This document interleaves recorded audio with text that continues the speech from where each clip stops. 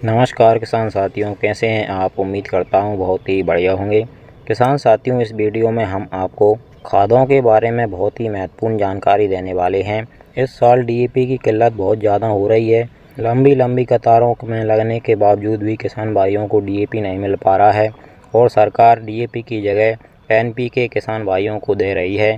तो किसान साथियों, अगर आपने भी एनपीके खाद के जरिए अपनी फसल की बुवाई की है या फिर आप बुवाई करने वाले हैं, आप एनपीके खाद बाज़ार से लाए हैं, तो आप सावधान हो जाइए। यह वीडियो आपके लिए बहुत ही ज़्यादा हेल्पफुल होने वाली है, क्योंकि इस वीडियो में हम आपको अपनी फसलों में जो नुकसान होने वाला है उसको बचाने के लिए हमने आपके लिए यह वीडियो बनाई है। तो किसान साथियों, बिना स्क्रिप्ट की वीडियो को शुरू से लेकर एंड तक पूरा ज़रूर देखिएगा और अच्छी तरीके से समझिएगा। उससे पहले अगर आपने अभी तक हमारे चैनल को सब्सक्राइब नहीं किया हुआ है, तो इसी प्रकार से आपकी सही फसलों की सही और समय पर जानकारी सबसे पहले पाने के लिए चैनल को सब्सक्राइब कर लीजिए, वीडियो को लाइक कर दीजिए और ज़्यादा से ज़्यादा हमारे सभी किसान साथियों के साथ इस वीडियो को शेयर भी करिएगा।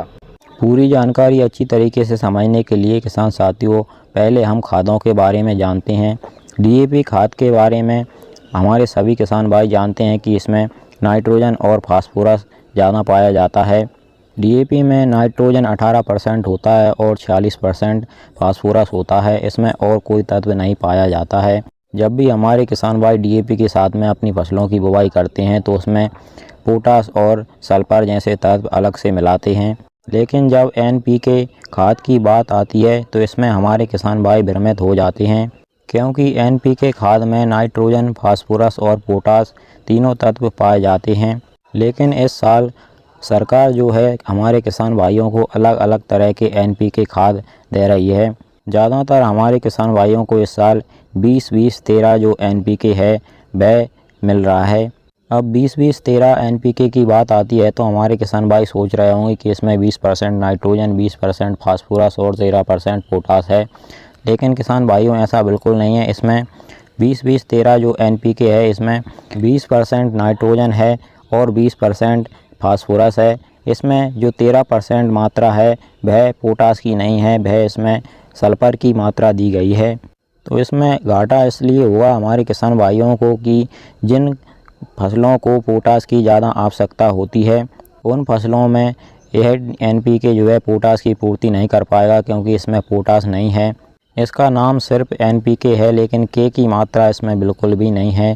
पहले एनपीके जो 12-32-16 आता था उसमें नाइट्रोजन, फास्फोरस और पोटास तीनों रहते थे, उसमें सल्फर नहीं रहती थी। लेकिन इसमें सल्फर है, इसमें पोटास की मात्रा नहीं है। तो जिन फसलों को हमारी को पोटास की ज़्यादा आवश्यकता होती है उनमें आपको इस एनपीके में पोटास को मिलाना आवश्यक है।